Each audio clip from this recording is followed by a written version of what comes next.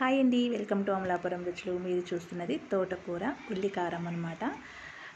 తోటకూర అంటే అదేదో ఒక ఆకుకూర అన్నట్టు ఏదో చాలా లైట్ తీసుకుంటాం, తినడానికి కూడా అంత ఇంట్రెస్ట్ చూపించరు కదా. సో తోటకూరతో ఈ విధంగా చేయండి, రుచి అద్భుతంగా ఉంటుంది. అండ్ ఈ డిష్ మీ ఫేవరెట్ అయిపోతుంది అనమాట, చాలా బాగుంటుంది.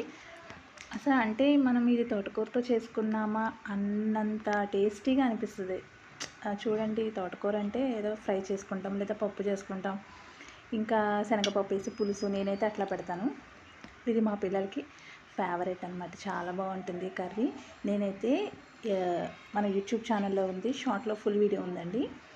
నేను ఎలా అయితే ప్రిపేర్ చేశానో అలా చేయండి. ఇది మనకి రైస్లోకి, రోటీస్లోకి, చపాతీలోకి, ఈవెన్ దోశలు, పుల్కా ఏది చేసుకున్నా కూడా చాలా చక్కటి కాంబినేషన్ అనమాట. అండ్ తోటకూరలో మంచి ఫైబర్ ఉంటుంది, ఏ విటమిన్ ఉంటుంది. ఎవరైతే ఎదిగే పిల్లలు ఉన్నారో ఖచ్చితంగా ఈ రెసిపీని ట్రై చేసి పెట్టండి. అంటే వాళ్ళు ఇంట్రెస్ట్గా తినేలాగా నేను చెప్పేది అది. సో మన అమలాపురం రుచులు ఛానల్లో షార్ట్స్, ఫుల్ వీడియోస్ కూడా ఉన్నాయండి. మీరు ఎవరికైనా ఇంట్రెస్ట్ ఉంటే ప్లీజ్ వన్స్ వెళ్ళి విజిట్ చేయండి.